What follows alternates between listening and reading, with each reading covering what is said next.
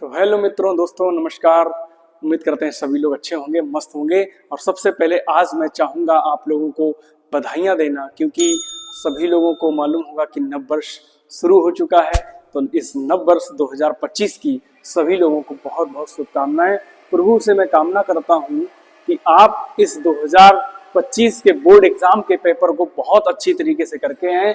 बस इस तरीके से मैं आपको शुभकामनाएं दे सकता हूं, और बाकी मेहनत आपके ऊपर है। तो आज चलिए इसी मेहनत पर खरा उतरने के लिए तैयार हो जाइए। द्विघात समीकरण के इस नए चैप्टर की शुरुआत करते हैं, जो कि बहुत ही इंपॉर्टेंट चैप्टर है।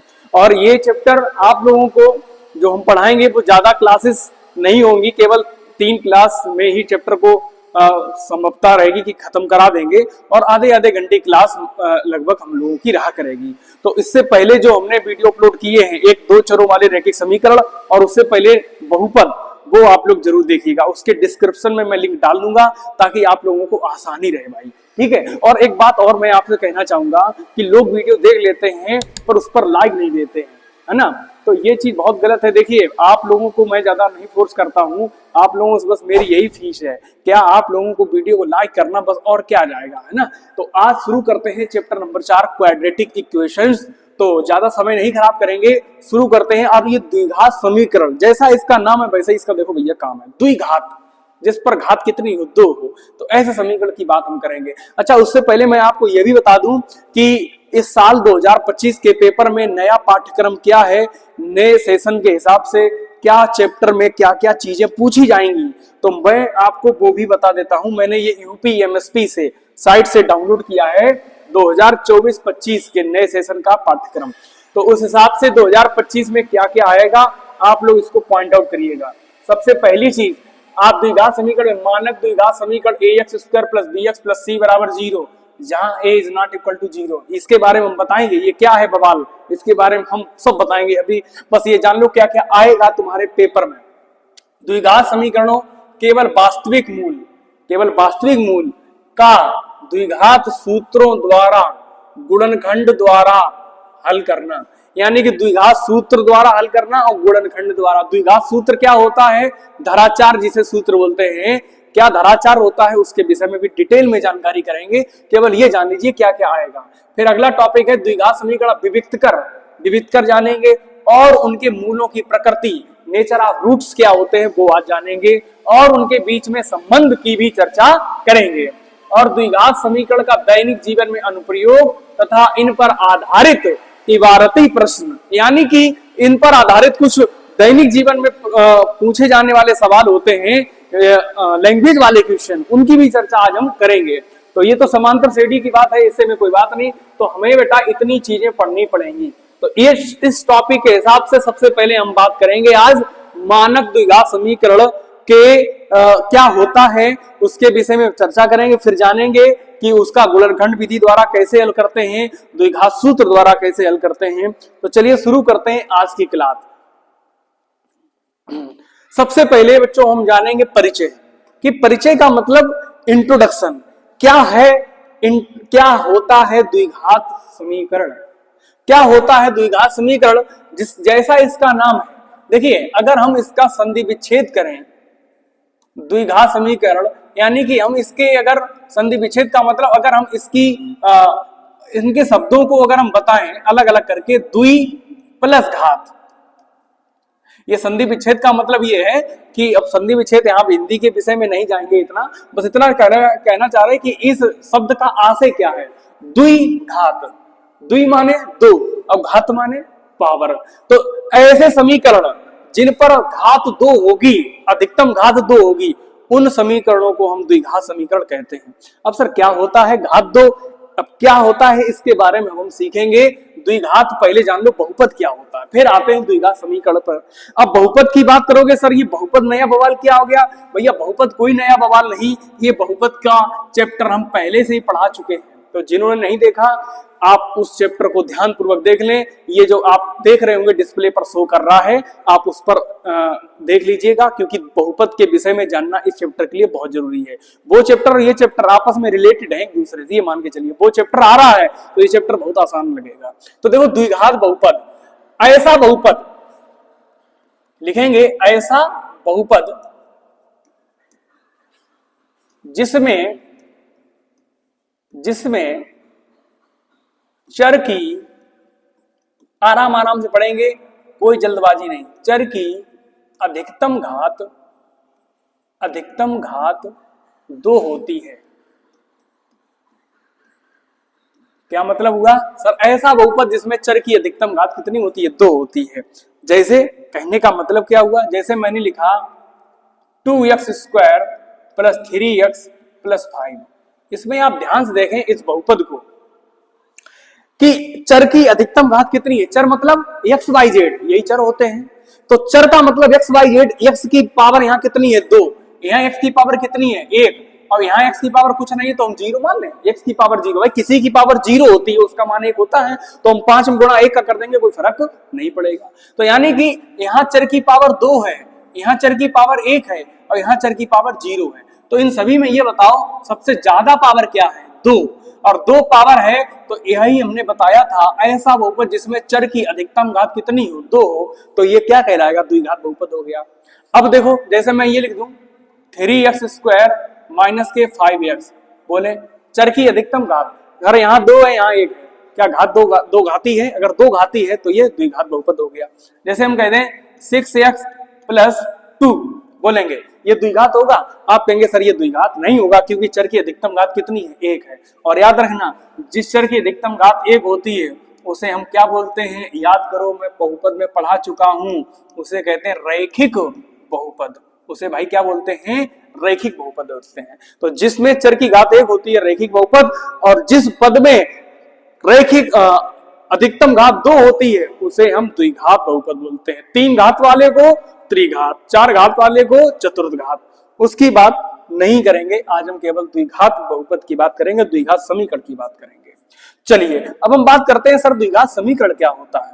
अभी हमने यहाँ लिखा बहुपद, बहुपद में कहीं भैया 0 बराबर में कुछ देगा नहीं, बराबर 0 बराबर 3 कुछ नहीं देता। इसमें क्या करो, इसमें बस बराबर और लगा दो। जैसे इसी समीकरण को देखो 2x² + 3x + 5 बराबर हमने क्या लिख दिया? 0। अब बराबर में कुछ ना कुछ लिख देंगे तो यही हमारे लिए क्या कहलाएगा सर? यही हमारे लिए क्या हो गया? समीकरण हो गया। इसको हम कैसा समीकरण बोलेंगे?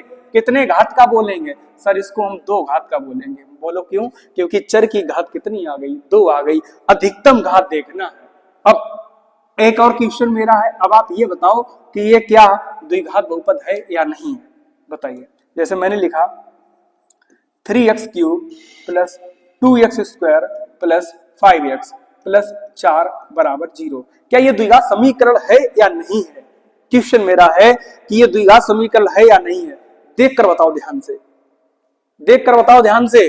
तो आप यहाँ परिभाषा को देखेंगे, ऐसा बहुपद जिसमें चर की अधिकतम घात 2 होती है। इसमें अधिकतम घात देखो कितनी सर? अधिकतम घात तो मुझे 3 दिख रही है, और लेकिन सर 2 भी है, तो क्या इसे द्विघात बोलेंगे? नहीं बोलेंगे। अगर अब आप समझते होंगे ये बात कि जिसकी पावर ज्यादा होगी, जिसकी घात ज्यादा होगी वही तो शक्तिमान माना जाएगा, वही तो शक्तिशाली माना जाएगा। इसकी पावर 3 है तो इसे हम द्विघाती नहीं बोलेंगे, इसे त्रिघाती बोलेंगे। क्या बोलेंगे? त्रि माने 3, घाती माने घात वाला। त्रिघाती बहुपद, त्रिघाती समीकरण।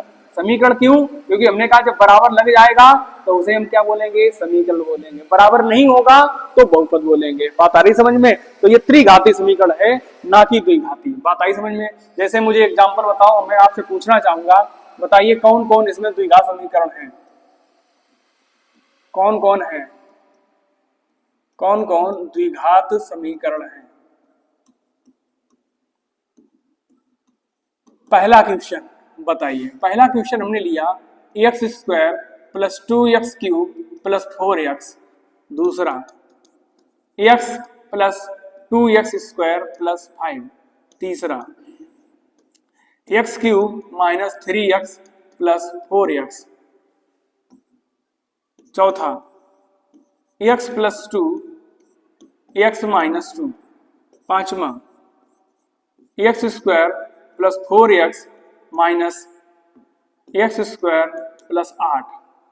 छठा x³ + 2x³ माइनस,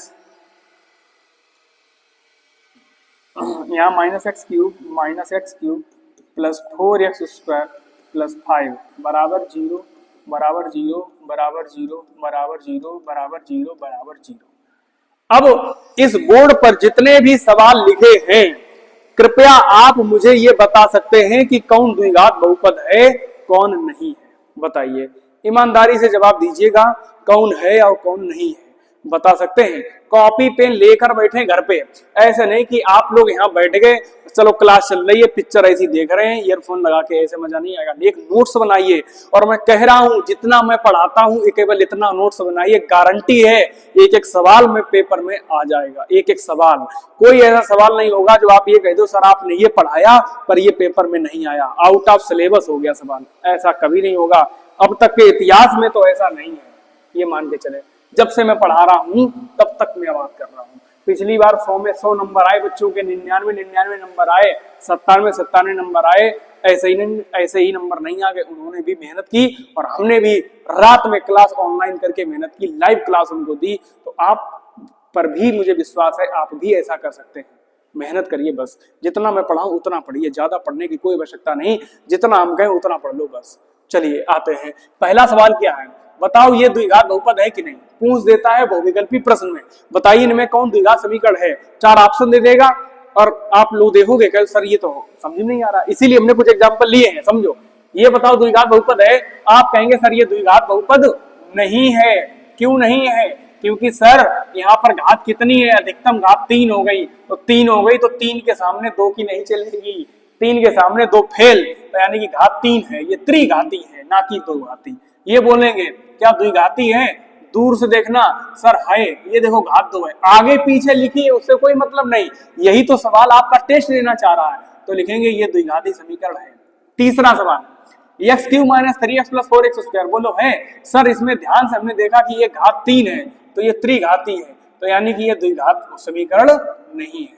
अगला बोलेंगे x + 2x - 2, सर इस पर पावर 1 इस पर पावर 1, ये नहीं है, आप लिख के आएंगे नहीं है। लेकिन मेरे भाई जरा इसको हल करके देखो, ऐसे आंख मीच कर मत बोल देना, क्योंकि कोई कोई सवाल ऐसे होंगे जो तुम्हें हल करने पड़ेंगे, थोड़े सरल लगेंगे देखने में लेकिन होंगे कठिन। कैसे इसे हल करेंगे, आप लोग जानते हो, ये तो फॉर्मूला लिखा है, अगर किसी एक ब्रैकेट में a + b हो, दूसरे ब्रैकेट में a - b हो, तो फॉर्मूला आपने पढ़ा a² - b², पढ़ा है सभी ने। तो यहाँ देखो ये a + b, a - b, तो क्या हो जाएगा, a की जगह क्या लिखा है x² माइनस b की जगह क्या लिखा है 2 का स्क्वायर, तो इसे हल कराओ, x² - 2 दूनी 4, कितने घात का है, ध्यान देखो घात कितनी आ गई, 2 आ गई, और बस हमें 2 से मतलब है, और कुछ हो ना हो कोई मतलब नहीं, बस घात 2 होनी चाहिए, घात 2 हो गई तो यानी कि ये द्विघात समीकरण है। बात आई समझ में? बहुत ही अच्छा क्वेश्चन था, इंपॉर्टेंट क्वेश्चन। अगला x² + 4x - x² + 8, अब आप बोल देंगे सर ये तो दूर से दिख रहा है, यहाँ x² है, लेकिन ध्यान से देखो मेरे भाई, अगर हम x² से x² काट देंगे, सर काट क्यों देंगे, जब कट रहा है तो काटेंगे नहीं क्या, प्लस माइनस कट जाएगा, तो अब क्या बचा 4x, यहाँ बचा 8, क्या कहीं घात 2 दिख रही है, नहीं दिख रही, तो इसका मतलब ये एक घाती है, एक घाती बोलेंगे रैखिक समीकरण, एक घात वाले को क्या बोलेंगे रैखिक समीकरण।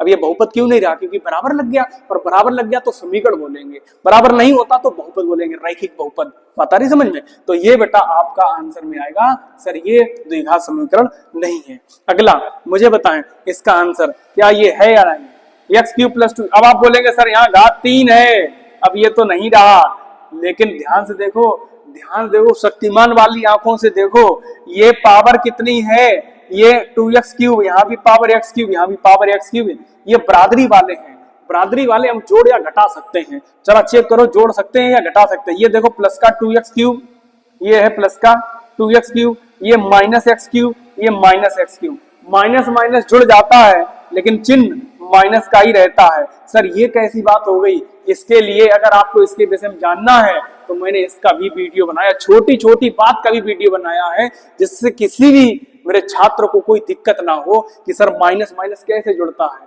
छोटा सा वीडियो 5-6 मिनट का है, उसको देखिएगा, आनंद आएगा। तो ये जुड़ जाएंगे। अब क्या बचा, प्लस का 4x² प्लस का 5। अब ध्यान देखो, ये और ये खत्म, आंसर इतना बचा। इतने में आप देखो ध्यान से, अधिकतम घात कितनी है, 2 है, तो इसका मतलब ये बहुपद है। बोलो बात आई समझ में? इसका मतलब ये बहुपद है। इस तरीके से सवाल बहुविकल्पी प्रश्न में पूछ दिया जाता है। बात आई समझ में? अब मेरा एक सवाल है, अब आप इस सवाल का सभी लोग जवाब देंगे, कमेंट में बताएंगे। बताइए, जैसे मैंने लिखा निम्न में क्वेश्चन है, निम्न में द्विघात समीकरण है। कौन है? Number 1 option x plus 2, number B option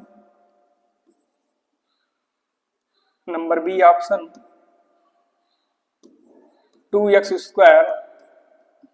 square minus x square plus x minus x square plus 4, C option x cube plus 2x square plus 5 बराबर 0 बराबर 0 बराबर 0, और डी ऑप्शन है x प्लस 2 x माइनस 3 बराबर 0। बोलेंगे इनमें से कौन भैया ऐसा है जो द्विघात समीकरण है? ध्यान देखें, तो आप कहेंगे सर पहला वाला तो दूर से दिख रहा है, ये नहीं होगा, तो ऑप्शन इसमें कौन सा सही होगा? तो ऑप्शन बेटा डी सही होगा। D is the right answer. D option बिल्कुल सही जवाब होगा। तो जो डी ऑप्शन कर रहे हैं वो बिल्कुल सही है। Option number D is the right answer. कैसे सर, कैसे? इसका भी रीजन तो बता दो। सुनो, ये पावर यहाँ 1 है तो दूर से समझ में आ रहा, ये तो एक रैखिक बहुपद हो गया। इसको हम बेटा नाम देते हैं रैखिक समीकरण। 0 आ गया बराबर में, रैखिक समीकरण। अच्छा, ये देखो, ये इसलिए नहीं है क्योंकि ध्यान देखो, एक्स स्क्वायर माइनस का एक्स स्क्वायर माइनस का जुड़ जाएगा, और ये प्लस का, तो प्लस से माइनस वाले कट जाएंगे, क्या बचे? X plus 4। ये भी एक घात का है, तो एक घात वाले को क्या बोलेंगे? ये भी भैया रैखिक समीकरण है। ये भी क्या है? रैखिक समीकरण। आ जाओ इस पर, ये कितनी घात का है? ये सर 3 घात है अधिकतम, तो ये भी नहीं है, ये तो बोलेंगे त्रिघाती समीकरण है। त्रिघाती समीकरण है।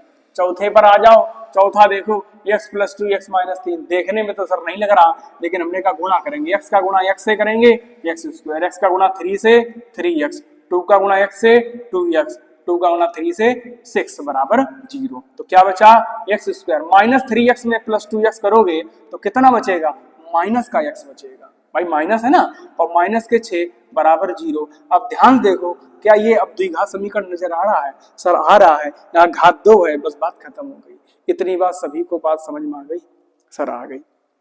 अब ये हमने इतने एग्जाम्पल लिए हैं, उम्मीद करता हूं कि परीक्षा में अगर सवाल पूछा जाएगा तो सभी बच्चे क्या कर पाएंगे? लाइक करके बताना हाँ कर पाएंगे। अगर कर पाओगे तो लाइक करना, नहीं कर पाओगे तो मत लाइक करना, ठीक है? चलिए अब हम बात करते हैं कि जो द्विघात समीकरण होता है, ये तो हमने तमाम सवाल ले लिए। ऐसे सर सवाल, इसका जनरल फॉर्म क्या होती है द्विघात समीकरण का? व्यापक रूप। व्यापक रूप क्या होता है, उस रूप की हम लोग बात करेंगे। तो व्यापक रूप क्या होता है? इस तरीके का ax square plus bx plus c बराबर 0। इसको हम बोलते हैं व्यापक रूप। द्विघात समीकरण का व्यापक मतलब जहां याद रखना a b और c हैं, जहां a b और c हैं, ये बेटा कोई ना कोई संख्या को रिप्रेजेंट करते हैं। या a b और c क्या है? ये संख्याएं होंगी। कोई भी संख्या हो सकती है, माइनस में प्लस में, कोई दिक्कत नहीं। बस इसको याद रखना कि सर 0 भी तो संख्या होती है, बिल्कुल होती है। जहां a का मान 0 नहीं होना चाहिए, बस इस बात को याद रखना अपने दिमाग में। a का मान 0 नहीं होना चाहिए, यानी यहाँ 0 नहीं होगा। अगर यहाँ 0 हो गया तो सत्यानाश हो जाएगा। कैसे? सर अगर हमने यहाँ पर 0 कर दिया, ध्यान समझना, अगर हमने यहाँ 0 लिख दिया तो 0 में गुणे x square plus bx plus c बराबर 0। तो 0 को गुणा x स्क्वायर में करेंगे, क्या आएगा? 0 प्लस bx प्लस c बराबर 0। अब मुझे एक बात बताओ, क्या कहीं 2 घातें दिख रही हैं? नहीं दिख रही। अब घातें ही 2 नहीं रही तो सर ये द्विघात कैसे रहेगा? ये द्विघात नहीं है। इसलिए a का मान, ध्यान रखना, इस a की जगह कभी भी क्या नहीं होना चाहिए? सर 0 नहीं होना चाहिए। याद रखना, जहां a का मान क्या नहीं होना चाहिए? 0 नहीं होना चाहिए। अगर बाबूजी 0 हो गया तो सत्यानाश हो जाएगा। फिर वो सवाल यही नहीं रहेगा कि द्विघात समीकरण है या नहीं है, वो होगा ही नहीं फिर द्विघात समीकरण। बात समझ में आई? इतनी उम्मीद करते हैं सभी लोगों को इतना मजा आ रहा होगा, इतनी बातें, कॉन्सेप्ट क्लियर हो रहा है। यही सब कॉन्सेप्ट है। अगर कॉन्सेप्ट क्लियर तो पूरा चैप्टर क्लियर करा दूंगा, इस बात की गारंटी। तो मैं जितना पढ़ा रहा हूँ ये थोड़ा सा बोर आप हो सकते हो कि सर क्या पढ़ा रहे, सवाल तो लगा ही नहीं रहे। अगर ये सब आपने पढ़ लिया तो निश्चित ही मुझे सवाल लगाने की जरूरत नहीं है, केवल आपको बताने की जरूरत है कि ऐसे लगाना, आप कहोगे हाँ सर लगा लेंगे। चलिए स्क्रीनशॉट लीजिए, आगे बढ़ते हैं। चलिए अब मैं बात कर रहा हूं मानक क्रम। मानक क्रम या मानक रूप क्या होता है द्विघात समीकरण का। अभी ये मैंने जो बताया है वो रूप ही बताया था। पहले किसको लिखेंगे, घात 2 वाले को, फिर प्लस करके किसको लिखेंगे, घात 1 वाले को, फिर क्या लिखेंगे, कोई कांस्टेंट लिखेंगे। तो ये मानक रूप होता है। जैसे जैसे मैं कह दूं, जैसे हमने कोई सवाल ऐसे लिख दिया 3x² + 5x + 6 = 0, ये मानक क्रम है। अब हम क्या कर रहे हैं, इस सवाल के साथ थोड़ी छेड़छाड़ कर दें। इसको हम क्या ऐसे ले सकते हैं कि 5x बराबर माइनस का 3x² प्लस का 6। अब हमने थोड़ा गड़बड़ कर दिया, उल्टा सीधा करके दे दिया। अब सवाल कह रहा है इसे मानक क्रम में लिखो।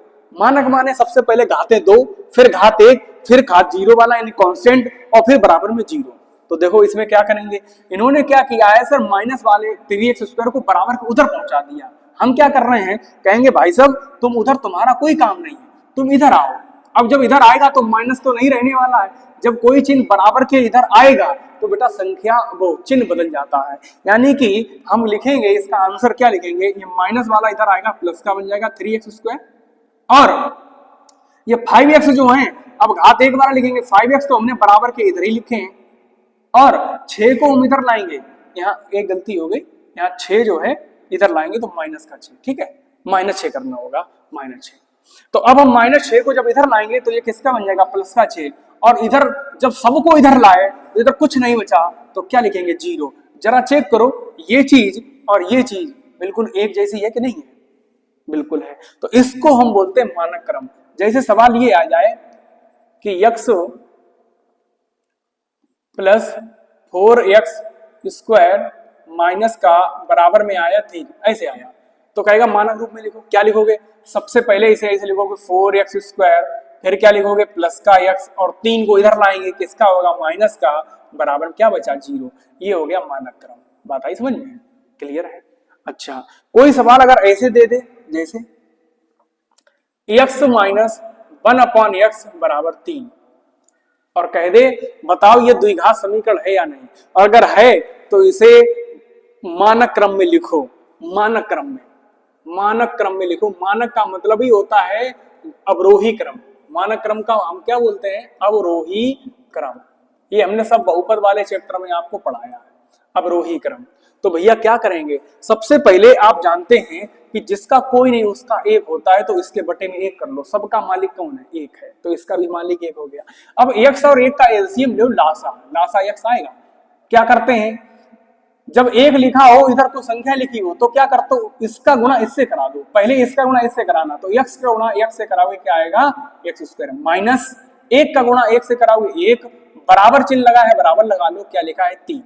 अब क्या करेंगे, जिसका कोई नहीं, हमने कहा उसका 1, सबका मालिक 1, कैंचीदार गुणा। कैंचीदार का मतलब इसका मल्टीप्लाई इससे और इसका मल्टीप्लाई इससे। तो इसका 1 का गुणा कराओगे, तो 1 का गुणा किसी भी संख्या से कराते हो तो कोई फर्क ही नहीं पड़ेगा, वही संख्या आ जाएगी। बराबर 3 का गुणा 1 से कराएंगे, क्या आएगा, 3x। अब क्या करो, इनको इधर लाओ, सीरियल से लिखो, तो x² 3x इधर लाओगे, किसके भी जाएंगे, माइनस के। अब अचर वाला बाद में लिखेंगे, बराबर में क्या लिख दिया, 0। यही हमारा आंसर है। तो ये मानक क्रम हो गया। और देखो दूर से देखने में क्या लग रहा था, सर देखने में लग रहा था ये द्विघात समीकरण है ही नहीं, और वास्तविकता में ये भी द्विघात समीकरण है, और है उसको मानक क्रम में लिख दिया। बोलो इतनी बात सभी को समझ में आ गई।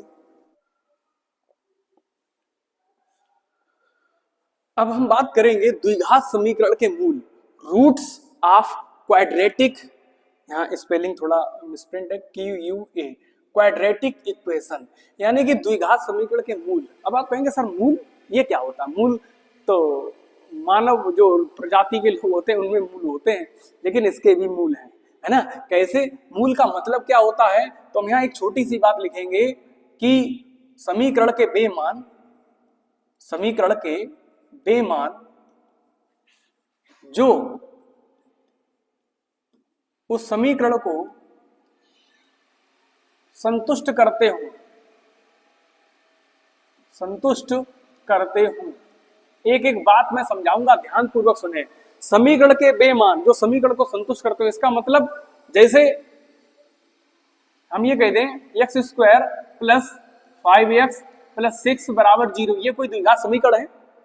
और इसमें हम लिख दें कि x बराबर हमने लिख दिया है कि माइनस का 3, x बराबर -3, यही क्या है, यही जो है मूल कहलाएगा। कैसे? समीकरण के बेमान, यानी कि समीकरण के x की वो वैल्यू, x के बेमान जो इस समीकरण को संतुष्ट करते हो। संतुष्ट का मतलब LHS और RHS अगर बराबर आ जाए तो संतुष्ट करते हो। यानी कि अगर x का मान बेटा हम यहाँ -3 लिख दें और ये संतुष्ट हो जाए, यानी कि LHS RHS के बराबर आ जाए, तो ये मूल हो जाएगा। इसको हम क्या कहेंगे? इसको मान तो कहेंगे ही कि ये समीकरण का मान है, और इसका एक नया नाम सीखेंगे, उसको हम बोलेंगे मूल, रूट्स। क्या बोलेंगे? मूल।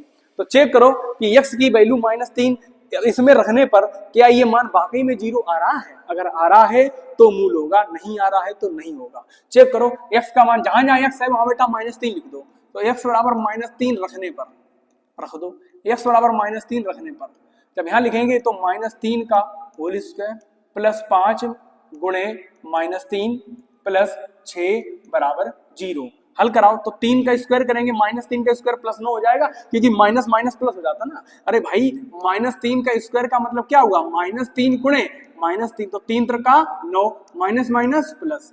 आज के बाद नहीं बताऊंगा, आज बता रहा हूं कैसे आया। अब इधर देखिए, प्लस का गुणा माइनस से माइनस, 5 3 15, प्लस में कितने हैं ये 6, बराबर में कितना चल रहा है? 0। अब 9 प्लस के 6 प्लस के जोड़ेंगे तो 9 6 कितने? 15, ये कितने? माइनस के 15, बराबर में क्या चल रहा है? 0। 15 से 15 खत्म, 0 बराबर 0। आपने देखा कि सर 0 तो 0 के बराबर आ गया, यानी कि इसने संतुष्ट कर दिया, और संतुष्ट कर दिया इसका मतलब कि ये समीकरण का मूल है, ये समीकरण का मूल है।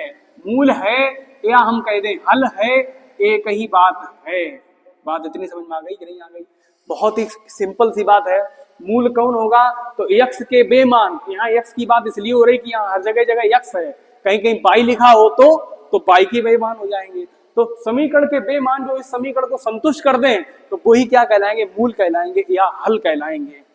ठीक है, जैसे हम एक दो सवाल और ले लेते हैं, आप लोग इसका जवाब दीजिएगा। 3x square minus 2x minus 1 बराबर 0। चेक करो कि x बराबर 1 मूल है या नहीं, इस समीकरण का मूल है या नहीं। चेक करना है कि यह समीकरण का मूल है या नहीं। तो क्या करेंगे सर? जहां जहां x होगा वहां कितना लिखेंगे? x। तो लिखेंगे x बराबर 1 रखने पर, x बराबर 1 रखने पर, तो जहां जहां x है वहां लिख लो 3 में गुणे, यहाँ गुणे का चिन्ह होता है, x की जगह कितना? 1, पावर कितनी? 2, माइनस 2 में गुणे x की जगह कितना? 1, -1 तो पहले से है, वो तो गॉड गिफ्टेड है, पहले से ही है, बराबर कितना? 0। तो देखो 3 गुणे 1 का स्क्वायर कितना होगा भैया? 1, माइनस 2 एकम 2, माइनस का 1 बराबर में 0। तो गुणा पहले करो, 3 एकम 3, माइनस 2 माइनस 1 बराबर 0। तो 3 माइनस माइनस सर जुड़ जाएगा, चिन्ह माइनस ही रहेगा, 2 और 1 कितने हो गए? 3 बराबर 0। 3 से 3 उड़ गया, यानी कि 0 बराबर 0। यहाँ भी 0 बराबर 0, यानी कि कहने का मतलब सर ये जो x बराबर 1 है, अतः x बराबर 1 इस समीकरण का हल है, इस समीकरण का हल है। It is the answer.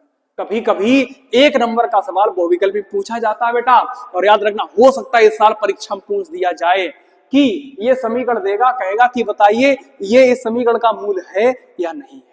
बात आ रही समझ में? अगर होगा तो LHS RHS के बराबर होगा, और अगर नहीं होगा तो LHS is not equal to RHS, LHS is not equal to RHS होगा, मतलब LHS RHS के बराबर नहीं आएगा, 0 बराबर 0 नहीं आएगा। फिर 0 बराबर कुछ और भले ही हो, उससे हमें मतलब नहीं है, 0 बराबर 0 नहीं आएगा। इतनी बात सभी लोगों को समझ आ गई होगी बहुत अच्छी तरीके से।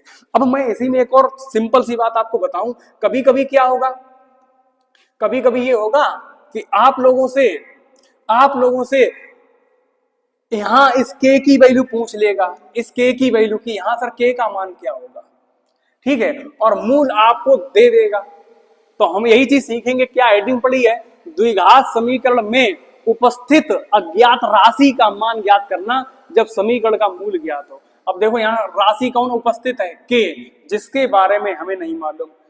आप देख पा रहे होंगे ये जो के दिया गया है, क्या के बारे में हमें जानकारी है? सर के कितना होगा? सर हमें जानकारी के बारे में नहीं है। तो उसने सवाल पूछेगा कि के का मान ज्ञात कीजिए। पूरा सवाल मैं लिख दे रहा हूं, के का मान ज्ञात कीजिए जबकि x बराबर 2 इस समीकरण का मूल है। अब उसने कह दिया इसका मतलब कि सर अब तो हमें चेक नहीं करना, समीकरण का मूल है ये दे दिया उसने, अब चेक मत करो सर। यानी कि अब चेक करने का टाइम नहीं है, बस अब ये हमें निकालने की देरी है कि के की जगह ऐसा क्या मान हम रख दे, 2, 3, -4, -5, के का कुछ मान होगा, क्या मान होगा वही तुम्हें बताना है। और कैसे बता पाओगे? के का मान ज्ञात करो जबकि x बराबर 2 इस समीकरण का मूल है, यानी कि मूल जब है तब के का मान बताओ क्या होगा। तो बेटा वही काम करना है, जहां जहां x हो वहां कितना लिख देंगे, 2 रख देंगे बस। जहां जहां x हो वहां कितना लिख देंगे, 2 लिख देंगे, मूल निकल कर आ जाएगा। तो चेक करो, के की जगह के गुणे x जगह कितना 2, पावर कितनी 2 प्लस 2 गुणे x जगह कितना 2 -3 बराबर में 0। तो देखो के में गुणे 2 दूनी 4 प्लस 2 दूनी 4 -3 बराबर 0। तो ये कितना होगा, 4 का गुणा के में करेंगे 4 के, और 4 में से 3 घटाओ 1 बराबर में 0। तो 4 के बराबर प्लस का 1 जब इधर जाएगा बॉर्डर पार करेगा तो चिन्ह बदल जाएगा। तो के की वैल्यू कितनी आ गई, -1, और बगल वाला बेटा बटे में जाएगा। और ये हम आपको पहले सिखा चुके कि बगल वाला कहाँ जाता है, बटे में जाता है। तो के का मान क्या होगा, सर के का मान -1/4 होगा। तो इस के की जगह क्या लिखेंगे, इस के की जगह लिखेंगे -1/4 x² + 2x - 3 बराबर 0। तो के का मान क्या निकल का आ गया, -1/4। ये आंसर है। ये सवाल निश्चित ही 2 नंबर का पेपर में पूछा जा सकता है बेटा, 2 नंबर का, और इस साल आने के पूरे चांस हैं। प्री बोर्ड में तो आएगा ही आएगा, बोर्ड में भी आने के बहुत चांस हैं इस क्वेश्चन के। आप लोग इस क्वेश्चन को ध्यान समझिएगा, कितना इसका आंसर आएगा, कैसे सर हुआ है। बात सभी के समझ आ गई। एक क्वेश्चन मैं और आपको बताता हूं, इसका स्क्रीनशॉट सभी लोग ले लीजिएगा।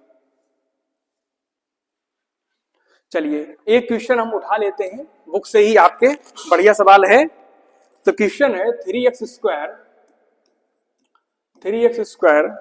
प्लस 2mx - 3 बराबर 0 का मूल -1/2 है, का मूल -1/2 है। तो m का मान बताइए कितना होगा, m का मान बताइए कितना होगा, m का मान बताइए कितना होगा। तो आप इसे कैसे करेंगे, आप देख पा रहे होंगे मूल कितना दिया गया, -1/2। तो हम क्या करेंगे, जहां जहां x है वो -1/2 लिख देंगे, सिंपल सी बात। तो लिखेंगे x बराबर माइनस का 1/2 रखने पर रख दो, जहां जहां x है -1/2, तो क्या आ जाएगा, 3 में गुणे -1/2 पावर कितनी 2, 2m वैसे लिखो। अब x की जगह कितना लिखेंगे, सर x की जगह हमें लिखना है कितना, -1/2, माइनस का कितना है 3 बराबर में कितना है 0। क्या 2 से ये 2 कट जाएगा, बिल्कुल कट जाएगा। तो 3 में गुणे -1 का स्क्वायर करोगे 1, 2 का स्क्वायर करोगे 4, प्लस यहाँ कितना आया, देखो ध्यान से, ये प्लस ये माइनस, तो प्लस का गुणा माइनस से करेंगे माइनस बचा, ठीक, प्लस का गुणा माइनस से करेंगे माइनस, लेकिन माइनस आगे भी है तो, लेकिन वो माइनस तो अलग है, नहीं सॉरी माइनस तो वो आगे, उससे में क्या मतलब। तो प्लस का गुणा माइनस से किया माइनस, यहाँ कितना बचा m बचा, और माइनस के ये कितने हैं 3 बराबर में कितने हैं 0। अब 3 का गुणा एकम करेंगे, 3 एकम 3 बटे में 4 माइनस के m माइनस के 3 बराबर में 0। एक काम करो, जो बरादरी का नहीं है उसे उधर ले जाओ, क्या कर रहे हो तुम मेरी बरादरी में। तो हम क्या करेंगे, 3/4 को ऐसे लिखेंगे, -3 यही लिखेंगे। ये जो माइनस का m है ये फालतू का, यही तो बवाल है, यही तो पूछा है सवाल ने कि m का मान क्या होगा। तो क्या करेंगे, ये माइनस का m जब बराबर के उधर जाएगा तो प्लस का बन जाएगा। अब ये सभी को मालूम, अभी बताया था, जिसका कोई नहीं उसका एक, सबका मालिक एक, लासा ले लो कितना आएगा 4। अब इसका इसमें गुणा कराएंगे, पहले बताया इसका इसमें 3 एकम 3 माइनस 4 3 12 बराबर कितना m। तो कैसे हल होगा, 3 में से 12 घटाओगे माइनस के कितने बचेंगे 9, बटे में कितना चल रहा है 4, बराबर में कितना m, बटे कर दो, नहीं बटे करने की जरूरत नहीं, m का मान चाहिए तो m का मान क्या आ गया, इसे ऐसे लिख दो, या m का मान आ गया माइनस के 9 बटे में 4, ये m की वैल्यू आ गई, यही हमसे पूछी गई थी, यही हमारा आंसर है। अब बताओ किसी को कोई डाउट हो तो मुझे कमेंट में जरूर बताएगा, किसी को कोई समस्या है कमेंट बॉक्स में कमेंट करना कि सर मुझे ये टॉपिक थोड़ा समझ नहीं आया, कोई दिक्कत समस्या हो। वैसे आज हमने जो पढ़ाया है, इतनी स्लाइडें जो हमने आपको बताई हैं, इसमें से अगर किसी को कोई समस्या हो तो मुझे बताइएगा। मैंने आपको ये बताया, इसके बाद मैंने आपको ये बताया द्विघात समीकरण का क्या सिलेबस है, इसके बाद परिचय बताया, क्या इंट्रोडक्शन है, द्विघात बहुपद क्या होता है, द्विघात समीकरण क्या होता है, कौन कौन द्विघात समीकरण है। जितना मैं आज इस स्लाइड पे लिखा हूँ निश्चित ही इसमें 1-2 सवाल आपको पेपर मिलेंगे, मैं बता रहा हूँ। संख्याएं चेंज हो सकती हैं पर सवाल नहीं चेंज होगा। निम्न में कौन द्विघात समीकरण है, वही चीजें हैं। द्विघात समीकरण का व्यापक रूप क्या होता है, इस रूप को याद रखना, इसी रूप के ही सारे सवाल होते हैं, ठीक है। इसके बाद मानक रूप हमने आपको बताया, इसके बाद क्या बताया, वो वही मानक रूप की बात है। इसके बाद हमने ये मानक रूप का एक सवाल लिया है, इसको हल करके बताया ये कितना होगा। इसके बाद द्विघात समीकरण में उपस्थित अज्ञात राशि का मान, अज्ञात राशि क्या होती है वो हमने आपको बताया था, और हमने आपको ये वही सवाल, तो इस तरीके से सवाल हमने आपको ये पढ़ाया, द्विघात समीकरण के मूल क्या होते हैं। तो इस तरीके से आज की कहानी को हम लोग यहीं पर समाप्त करते हैं। अगर मजा आया है तो आप लोगों को लाइक करना है और कमेंट में भी कुछ ना कुछ अच्छा सा सेंटेंस लिखना है, एक अच्छी प्यार भरी बात आपको लिखना है, ठीक है भाई। और आज के लिए इतना ही, और जिन भाइयों ने अभी तक चैनल को सब्सक्राइब नहीं किया है उनसे प्रार्थना है चैनल को सब्सक्राइब कर दीजिएगा और शेयर भी करा करें ताकि और लोगों को भी इसका लाभ मिल सके। आप लोग व्हाट्सएप के स्टेटस पर इसे लगा लिया करो तो ज्यादातर लोग इस पर कनेक्ट हो जाएंगे और जान लेंगे, ठीक है। तो आज की क्लास को हम लोग इतना ही करते हैं, इसको रिवाइज करिए, इसको नोट्स बनाकर तैयार करिए। मिलते हैं बहुत ही जल्द नेक्स्ट क्लास में। Thank you so much, thanks a lot.